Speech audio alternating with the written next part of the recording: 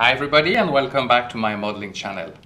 So today we're going to build a Mig-21 on scale 1/72 from Fujimi. So let's open the box and see what we have inside. So initially we're going to start with the instruction sheet, and as you can see it's quite basic, but you got all the instruction you need. You got all the color listed below on what you need, and they are all coded. You even have sometimes the mix of different colors that you need to put together.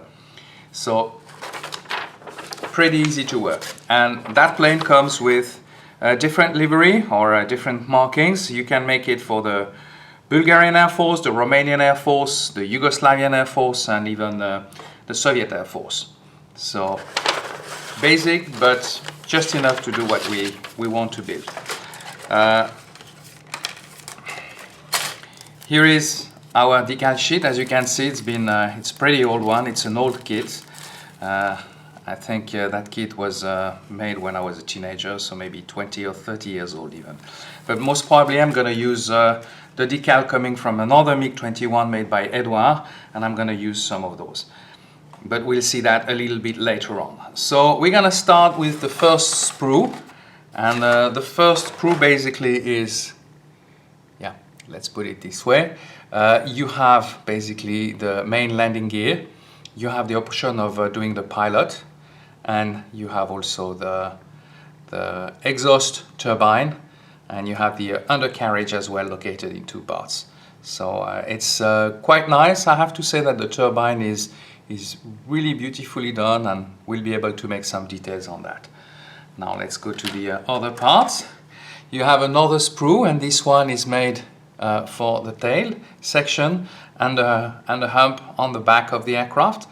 And I have to say that you can see all the panel lines very well. So it's a very fine engravement, just enough to let you see what you have, but not too strong, which won't be too realistic. So that's a very, very little kit at the moment. I have to say that I always had good experience in the past when I was doing some Fujimi model. So that's a part of the fuselage as well. You have the nose cone, and this is the front part for the visor or the head-up display. The other part is the other half of the fuselage, and then you have also the possibility to do the details of the cockpit. This kit has been already pre-painted because I bought it second-hand not too long ago, so that's the remain from the previous owner. Now one of the last sprue is about, basically you have the bomb, the missiles, the wings, the tail, the pitot, and the doors. And things to mention is you have the choice as well to select flaps and aileron in different positions, so they are separated from the kit, which could give you, if you want to make some diorama, some pretty good options. So it's a very nice little kit. I believe I'm going to enjoy it very much through the build.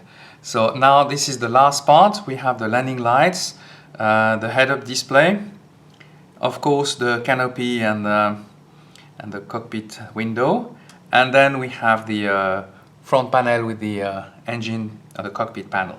So it's a very nice little kit, and I believe I'm gonna enjoy that build.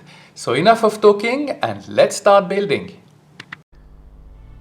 We are going to start this model today by removing some parts from the sprues. So we're gonna initially start to prepare basically the jet exhaust. Then we're gonna add some parts for the cockpit as well, and then we're gonna start working out a little bit later on the fuselage itself.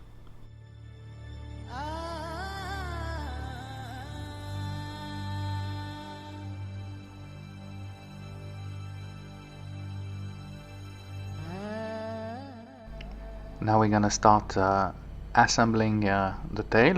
So there will be a little bit of fiddling, but nothing special.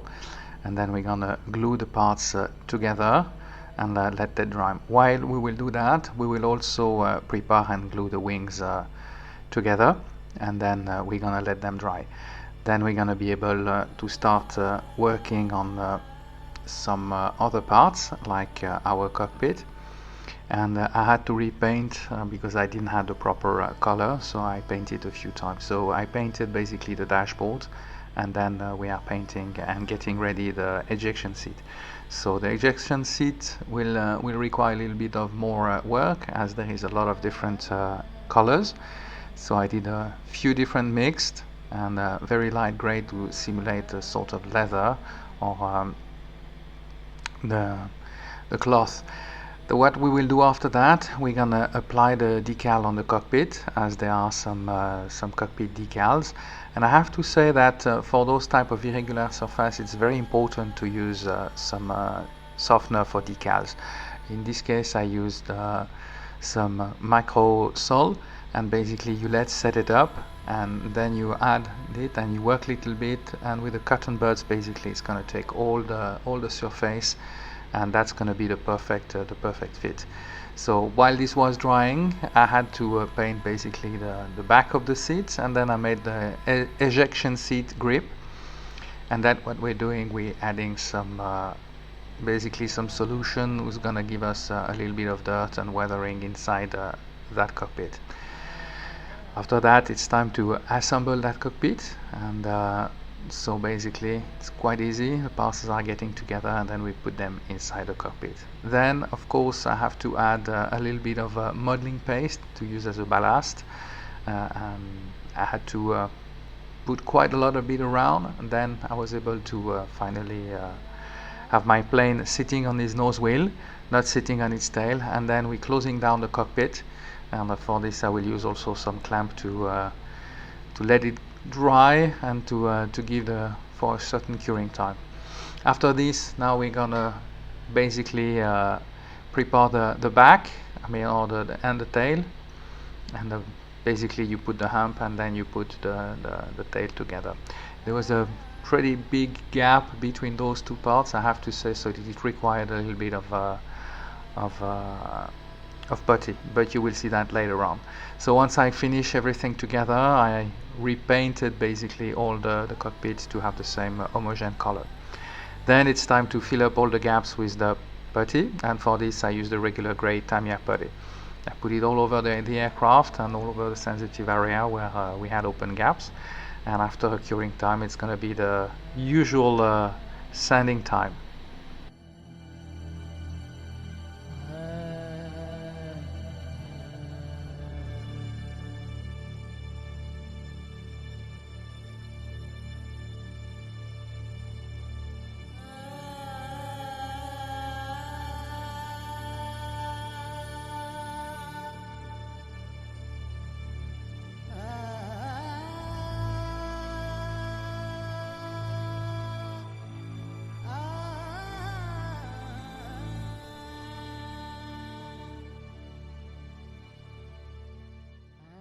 After the first time, well, we see that there is still some gaps remaining, and so it's time to reclose them with some more putty, and then I'm gonna also take the opportunity to close basically the tail fin and the lower part of that tail fin and the air brake.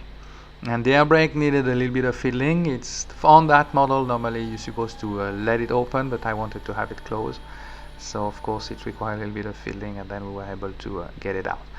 And after, of course, it's the sanding time once again to finish all the little parts. And on some area I can use also a sharp blade instead of sandpaper, which work pretty well.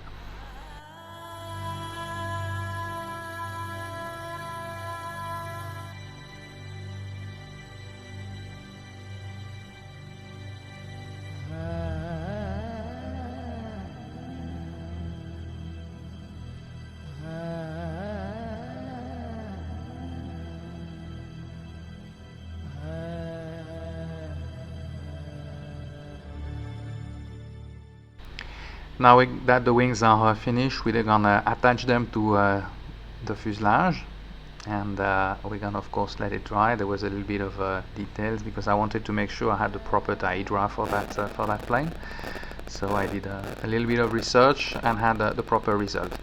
Now we're gonna put the flaps fairing and some antennas as well, and then the plane will be almost ready for the paint job.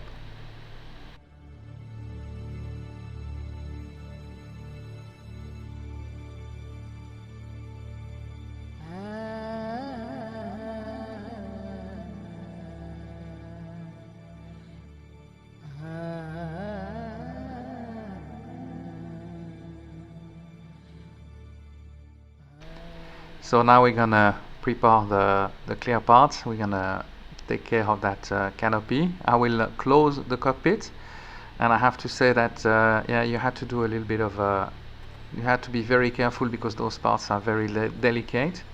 I had some glue stain on the cockpit at some points, but with a little bit of putty I could manage to remove all that, and the cockpit looks pretty clear.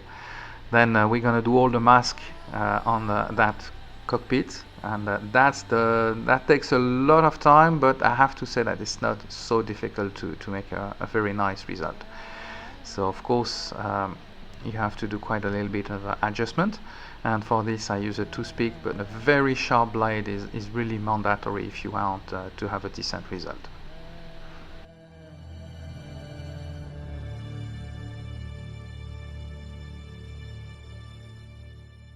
So it's now time to go for the paint job. So initially what we're gonna do, we're gonna paint all the gear doors and the wheel well and those doors. And for this I use basically the green initial green livery. Then we're gonna paint the nose cone and all those antennas. And shortly after that we're gonna have to of course do a little bit of masking, and what I will do, I will use a matte color, and I will do what we call some pre-shading. So what is pre-shading? You basically go on all the panel lines and you give them a really nice coat of dark or gray color, and then you're gonna paint. When you're gonna paint on top of it, you're gonna give a thin enough layer, and that's gonna show a sort of well, you will see some shades, and this give a more realistic effect to the paint when you finish it. And that's the technique I've been using on recently on some other model. I've been experiencing that, and I have to say that it's working really well.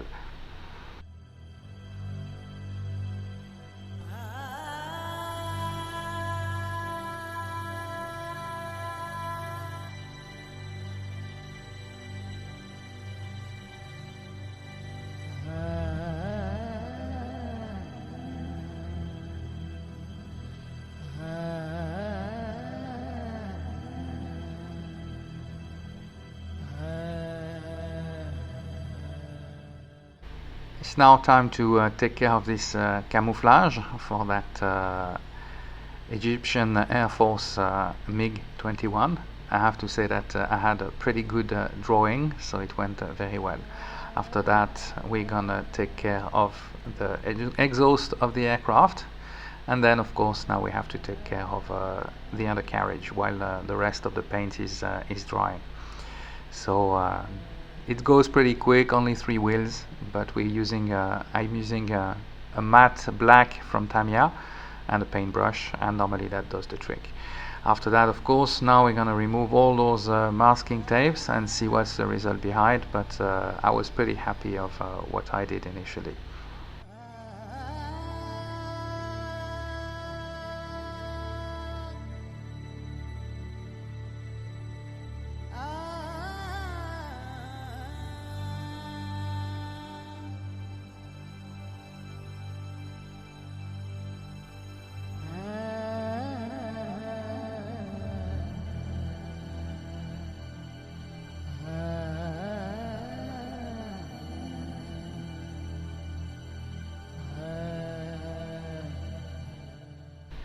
Now we're gonna build our undercarriage, and that went pretty smooth. The nose wheel is in 3 parts, and of course the other ones are quite easy as well. And I realized that the super glue was necessary to be able to have the proper stand for that gear, and of course it dries pretty quickly, so at least you don't have to wait too long, and you can finish it in a timely manner. Of course, after that we're going to put all the gear door, and then it's going to be the time for weathering and decaling the aircraft.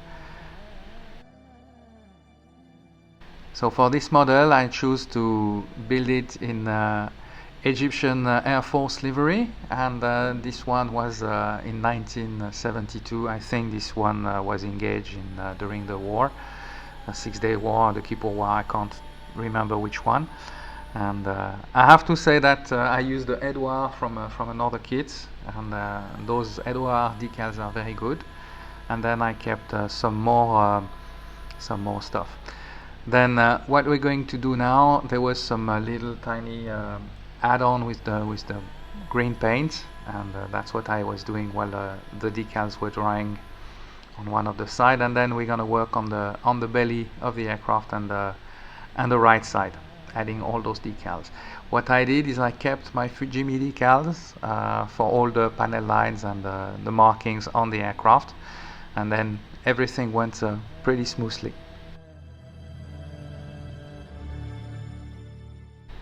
Now it's time to do some weathering technique. So for this I use dark color pastel, and I add a little bit of water and a drop of soap, liquid soap, and then you add a little bit more water and you mix all it together, and until you have the right color that you're gonna add. You use a regular paintbrush and you're gonna cover all your aircraft with that, let it dry. Sometimes you do 2-3 layers, and that's gonna go through all those panel lines and give a nice details. So after that you use a humid cloth and you're gonna remove all that extra wash.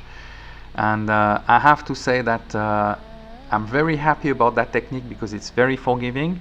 However, it still gives, you know, if you don't do what you really wanted to have for the result, you just wash it out and it goes quickly.